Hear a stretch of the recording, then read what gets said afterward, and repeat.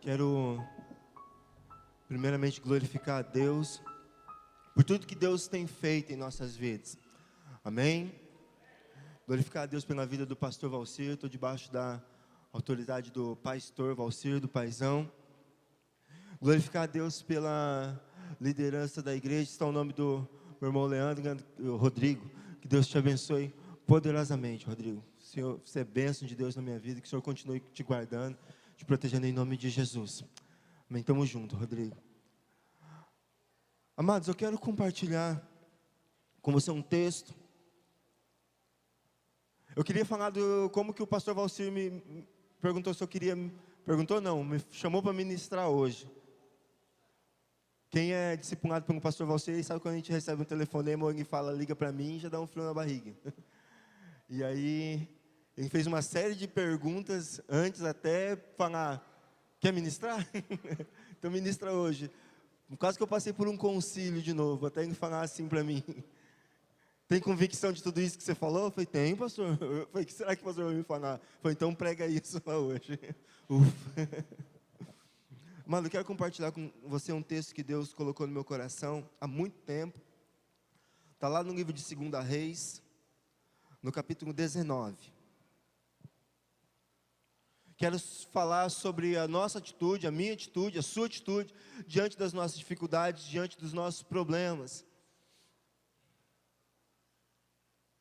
Embora é um texto que eu conheço há um bom tempo, mas é algo que Deus tem falado muito forte no meu coração nos últimos dias, faz muito sentido para mim, esse texto hoje. Livro de 2 Reis, capítulo 19, versículo 14. Diz assim a palavra de Deus. Todos acharam? Amém? Diz assim: tendo Ezequias recebido a carta das mãos dos mensageiros, ele leu. Então subiu à casa do Senhor, estendeu perante o Senhor e orou perante o Senhor, dizendo: ó Senhor Deus de Israel, que está entronizado acima dos querubins, tu somente és o Deus de todos os reinos da terra. Tu fizeste os céus e a terra. Inclina ao Senhor o ouvido e ouve. Abre, Senhor, os olhos e vê. Ouve todas as palavras de Senaqueribe, as quais ele enviou para afrontar o Deus vivo.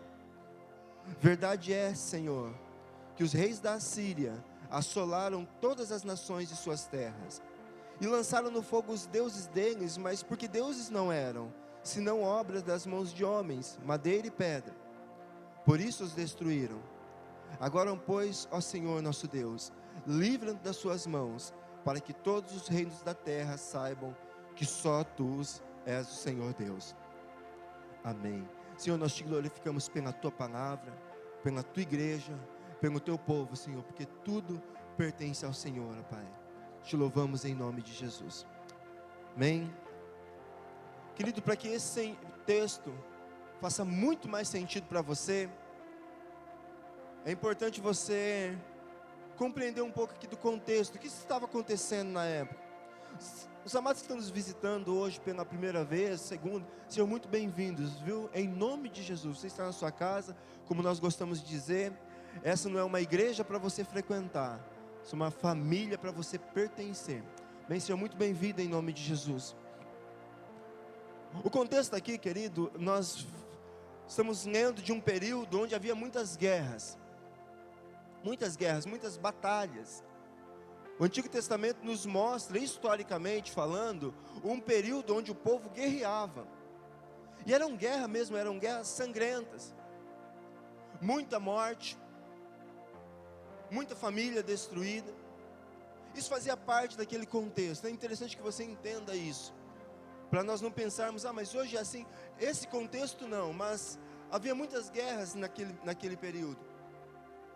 Eu não sei se alguém aqui já assistiu um filme chamado Troia, um outro filme chamado 300 de Espartos, 300.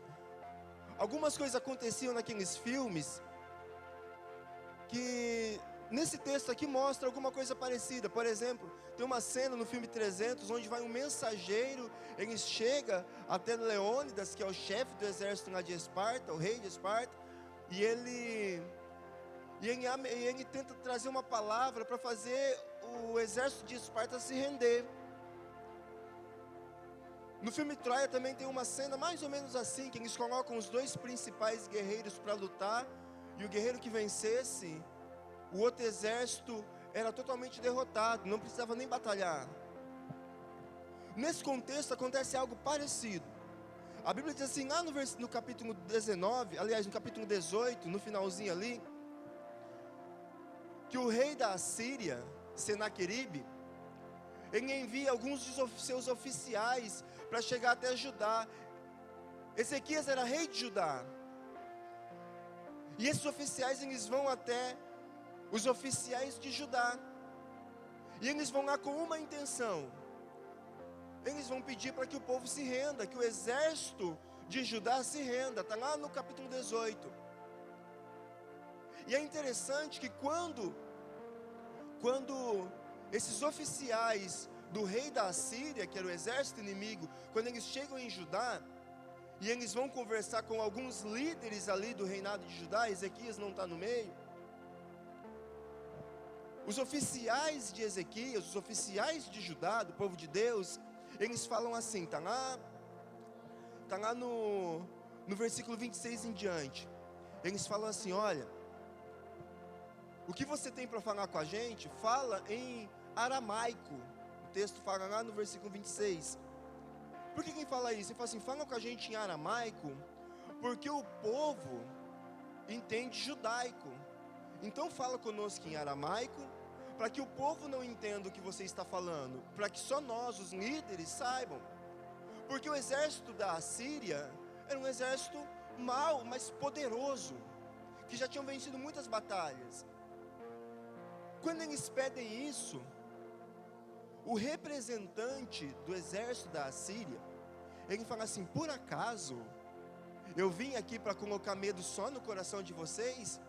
Fala, não, eu vim afrontar o povo. E aí ele começa a falar bem alto em judaico, porque ele queria que todo o povo escutasse. E aí no final do capítulo 18, ele fala assim, não deixe que o rei de vocês, Ezequias, coloque no coração de vocês que Deus vai defender vocês. Isso não vai acontecer.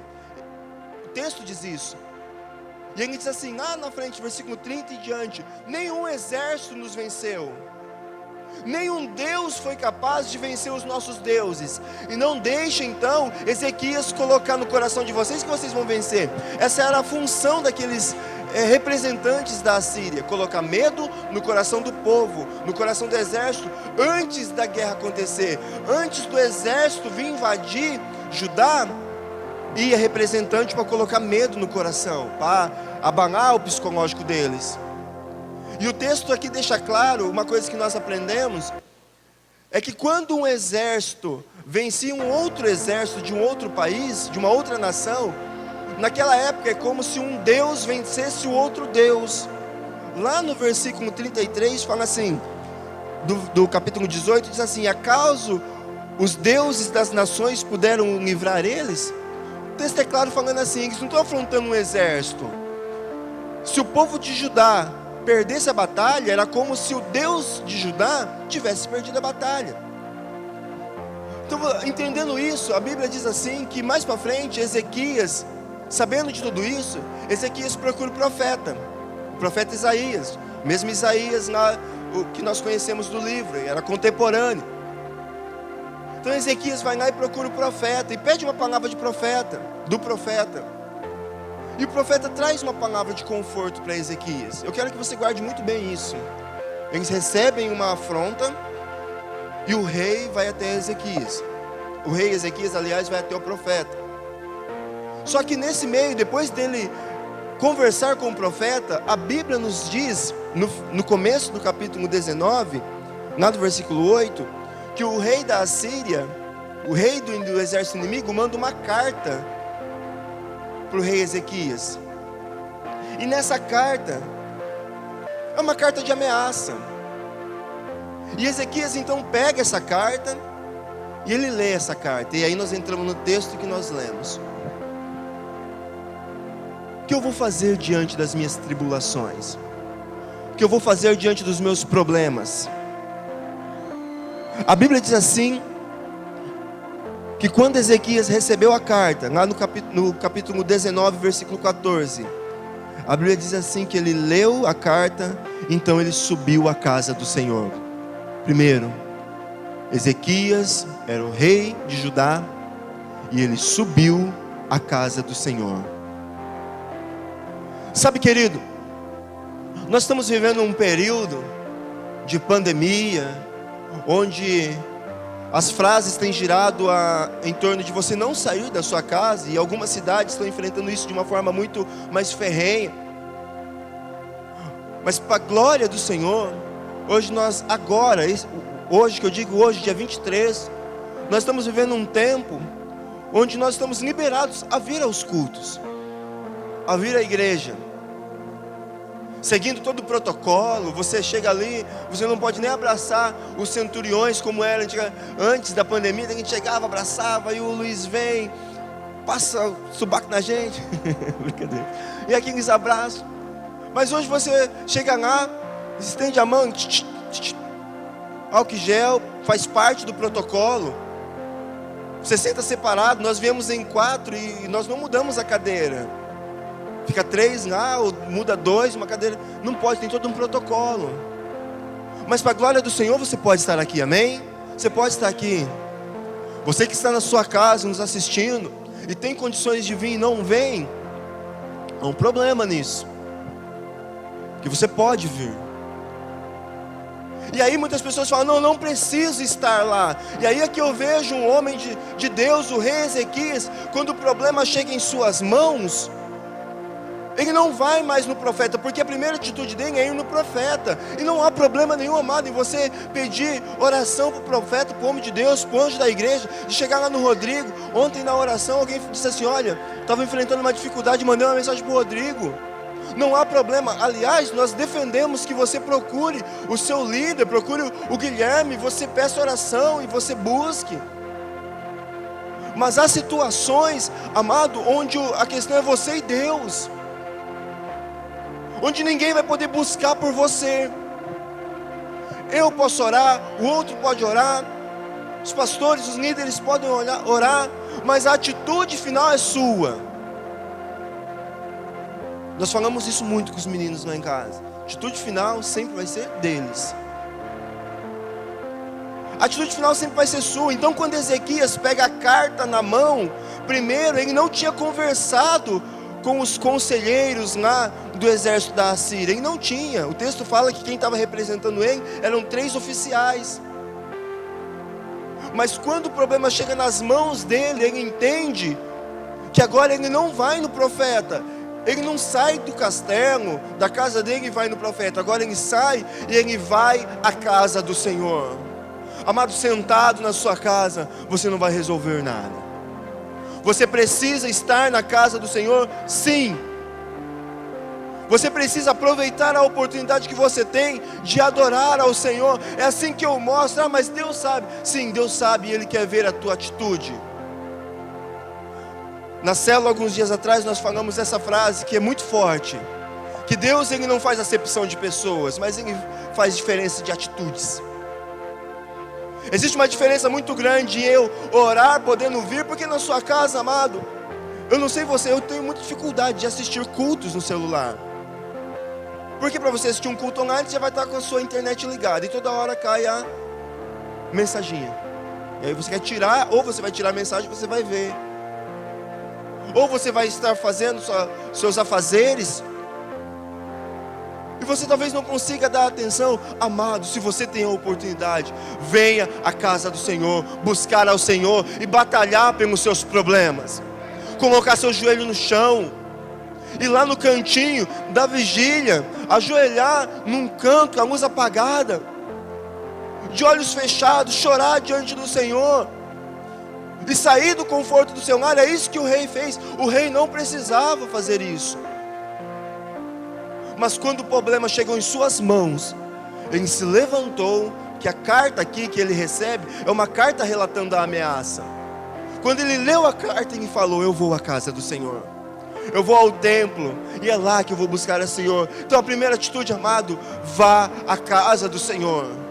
encontre tempo, faça seu tempo. Busque, pague um preço, durma mais tarde um pouquinho. Mas não deixe de ir à casa do Senhor enquanto você pode ir. O dia que, espero que não aconteça, mas se algum dia aqui na cidade tiver que parar com os cultos, tudo bem, há uma ordem para isso. Mas enquanto não há, amado, busque ao Senhor. Saia do seu conforto, vá buscar o Senhor. Segundo, querido, o texto diz assim, que ele colocou a carta, no mesmo versículo diz assim: subiu à casa do Senhor e ele estendeu a carta perante o Senhor. Como eu disse, na carta havia os problemas, havia escrito ali as dificuldades que ele ia enfrentar, eram ameaças. Era a carta do rei da Assíria. Ele cata a carta, ele vai ao templo, ele coloca diante do altar do Senhor. A Bíblia diz assim: me ensina que eu preciso lançar diante do Senhor as minhas ansiedades. Eu tenho com quem conversar, eu tenho meu discipulador, com quem eu posso abrir o meu coração. Outro dia, na outra mensagem, eu chego no pastor Valci, de vez em quando eu falo: pastor, é sessão de descarrego. Mas há situações onde eu preciso dobrar o meu joelho e eu falar: pai, está acontecendo isso, isso, isso, isso. Deus, está acontecendo isso, isso e isso. Estender diante do Senhor. Querido, porque você pode dizer assim: Deus conhece meu coração, eu não preciso falar. Eu vou dizer para você que você precisa falar, sim. Hebreus diz assim, que Jesus clamava em alta voz. E isso é tão claro na vida de Jesus, que quando ele vai orar e os discípulos ficam distantes, ele não ouve os discípulos orando, e ele volta e eles estão dormindo. Você precisa falar. Você precisa chegar diante de Deus e falar: Senhor, está acontecendo isso, e dar nomes. No comecinho da minha fé, há 20 anos atrás, eu lembro de uma pregação que um irmão ministrou, e ele disse assim, que nós temos costumes de chegar diante de Deus e falar assim: Senhor, Tu és poderoso em todas as coisas, obrigado por tudo que tens feito, abençoa-me em tudo que o Senhor pode, perdoa todos os meus pecados, em nome de Jesus, amém. Mas não dar nomes aos seus problemas, às suas dificuldades. Amado, estenda a sua petição diante do Senhor, entregue: Senhor, é assim, porque depois você vai ler o texto e você vai ver que ele falava mesmo. Senhor, o exército da Síria é poderoso, eles venceram, é um inimigo. É inimigo, já é derrotado? Não, é um inimigo que venceu. O inimigo que não é enfrentado com seriedade é um inimigo poderoso. As nações já haviam perdido para aquele exército. O rei Ezequias entendeu isso, então ele não brinca com isso. Ele chega diante de Deus e fala: Senhor, aquele exército já venceu outros exércitos. Então, amado, aprenda. Primeiro, vá à casa do Senhor. Eu posso buscar o Senhor na minha casa? Eu posso. Mas faça um voto de fé. Esteja na casa, esteja na vigília, mas esteja na célula. Sente na cadeira do milagre. Deixe alguém orar, faça. Tem algum pedido? Tenho esse pedido. É isso que eu quero estender diante do Senhor. É nisso que eu preciso ser abençoado. Vá à casa do Senhor. Vá ao lugar onde o povo se reúne para buscar ao Senhor. Segundo, abra o seu coração diante do Senhor. Seja sincero diante de Deus. Não há o que esconder dele. Terceiro, ele orou ao Senhor. E por que aqui eu destaquei que ele orou ao Senhor? Porque eu poderia, ou ele poderia pedir para alguém fazer isso por ele. Eu imagino Ezequias colocando seu joelho no chão e clamando: e meu Deus, como que isso faz sentido para a minha vida hoje? Você colocar o seu joelho no chão e clamar. Você poder olhar e você encarar diante de Deus: eu tenho um problema, eu preciso colocar diante do Senhor. Senhor, é isso, me abençoa, me visita, me cura. Mas é você quem precisa orar, querido. Quando o pastor fala assim: coloca a mão na sua cabeça, eu quero ouvir você orando. Não é para chamar atenção, não. É porque é você que precisa orar. É você quem precisa abrir o seu coração diante de Deus, soltar a sua voz. Ezequias orou, era o rei. A primeira atitude dele foi no profeta. Mas quando ele entendeu que o problema era grave, não é mais o profeta, agora é ele, Deus, tete a tete, face a face. Então, meu amado, vá à casa do Senhor. Coloque o seu coração diante de Deus, seja sincero e ore. mas ore mesmo. Porque vir aqui, ficar de lábios fechados e não adorar, meu amado, para quê? Vir aqui, sentar-se ali e ficar só ouvindo. Meu amado, abra o coração, ore, fale. Porque você vai ver grandes coisas que o Senhor vai fazer na sua vida. O Senhor muda o cativeiro. O Senhor transforma, o Senhor faz dar um giro na sua vida.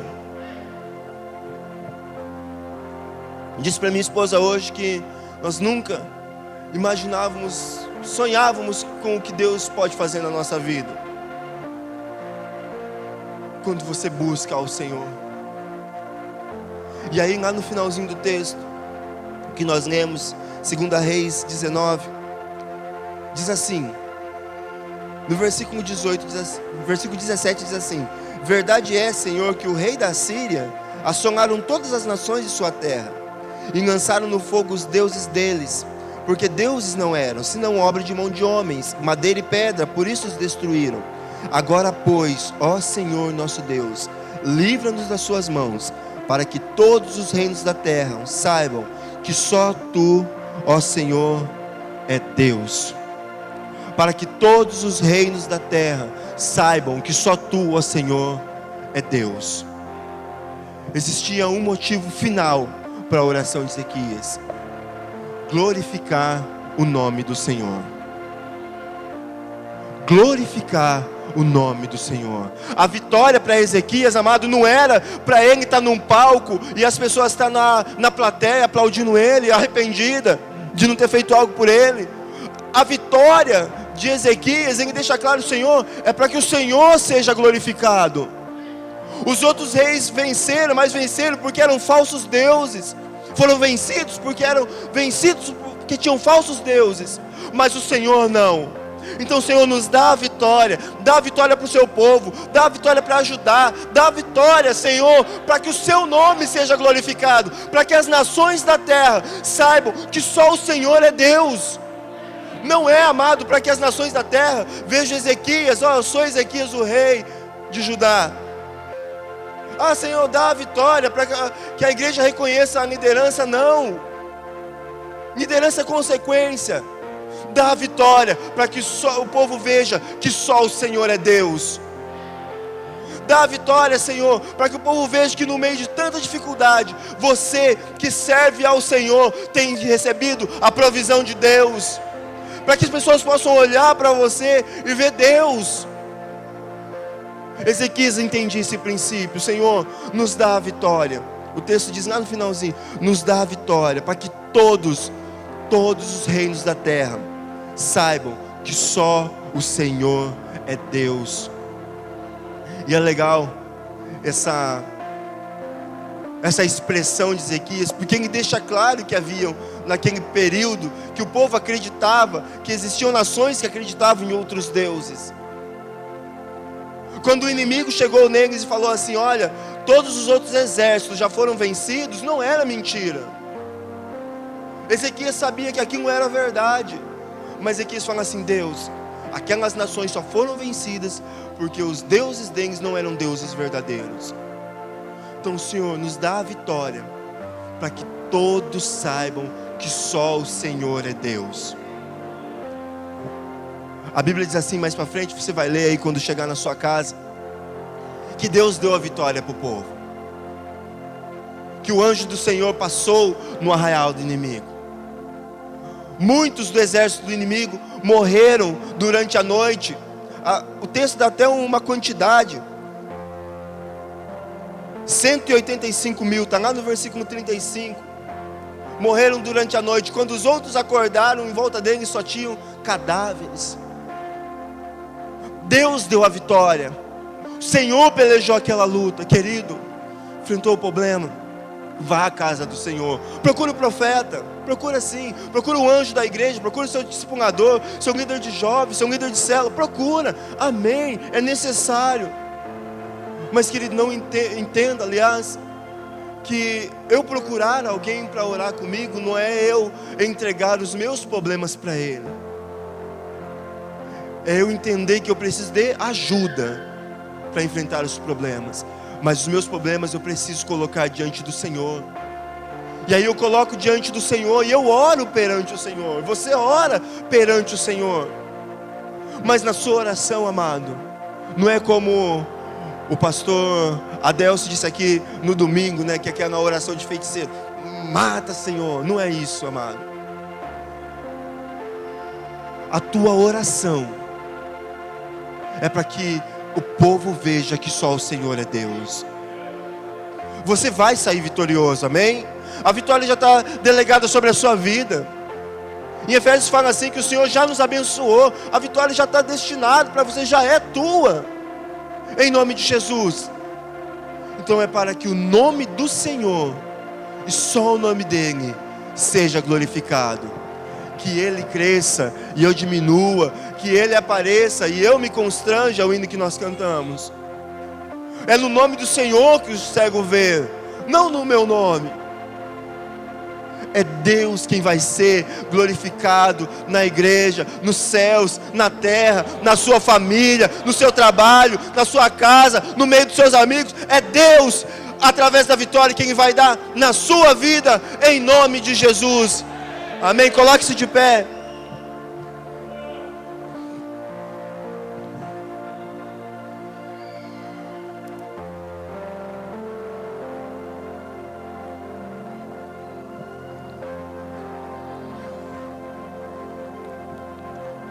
O Senhor, Ele te chama, meu amado, para esse compromisso de se colocar, amado, no individual. Eu amo ter pessoas que oram comigo, que colocam a mão, que abraçam, que intercedem, que mandam mensagem, estou orando. Eu amo. Mas se eu não orar, amado, se eu não pelejar as minhas batalhas, se eu não buscar em Deus, se eu não entender que Deus é o Senhor de tudo, e é Ele quem delegou a vitória sobre a minha vida, amado, eu preciso aprender a lutar. Você precisa aprender a batalhar. Não deixe de estar na casa do Senhor enquanto você pode. Não deixe de apresentar os seus problemas para o Senhor, são seus. Não deixe de orar pelos seus problemas, dar nomes. Louvado seja seu nome, Senhor. A Ti a honra, a glória, o louvor e a adoração, Pai. Você pode se assentar, amados. Estamos caminhando já para o finalzinho. Dá alguns avisos breves. Quarta, quinta, nós temos as nossas células. Amado, sexta-feira agora, amado, nós teremos o nosso primeiro culto Fire Kids. Não sei se vai ser projetado, mas nós teremos o nosso primeiro culto Fire Kids. O que é o culto Fire Kids? Os jovens são o Fire e as crianças são os Fire Kids. E para quem é novo aqui na igreja, é um trabalho voltado para crianças mesmo, é um culto para crianças. Crianças são ministradas, oram por elas, recebem a palavra de uma forma que elas podem entender, compreender. E esse é o primeiro, querido. Durante a pandemia nós enfrentamos muitas dificuldades, mas esse será o primeiro. Será seguido todo o protocolo, vai ser bênção de Deus, amado. Então, permita que a sua criança venha. Nós sempre falamos assim, olha, pode deixar a sua criança ir em paz e vir buscar. Dessa vez, se por acaso você ficar preocupado, fique junto, não tem problema. Vai ser feito tudo direitinho, álcool em gel, o tratamento será maravilhoso da parte de Deus para a vida do seu filho, da sua filha, de 0 a 12 anos, mas se você quiser estar junto para acompanhar, é 1 hora de culto, das 7 horas da noite até as 8, 1 hora de culto, será a bênção de Deus, é essa sexta-feira. E amanhã, quarta-feira, existe um pessoal que está se envolvendo com este culto. Nós teremos uma reunião às 8 horas da noite, lá na igreja da Santa Clara. Se mais alguém quiser nos ajudar, nos auxiliar de alguma forma, esteja conosco lá. Vai ser uma breve reunião, só para dar algumas diretrizes de como vai ser, né? Está todo mundo com o coração ansioso para fazer esse trabalho. Então, se você quiser estar conosco lá, amanhã às 8 horas da noite, uma reunião muito rápida, para nós só darmos algumas diretrizes a respeito desse culto de sexta.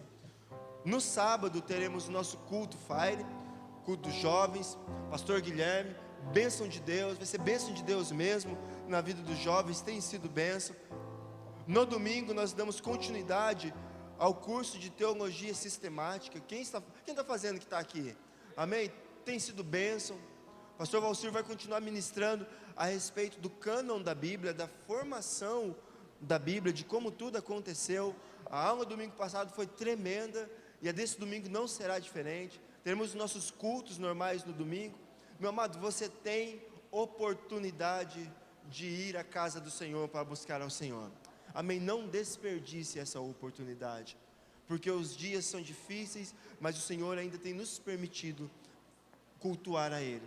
Amém? Aos amados que estão nos visitando mais uma vez, sejam muito bem-vindos. Em nome de Jesus, nós estaremos procurando para saber quem você é. E olha, que a bênção de Deus seja sobre a sua vida, em nome de Jesus.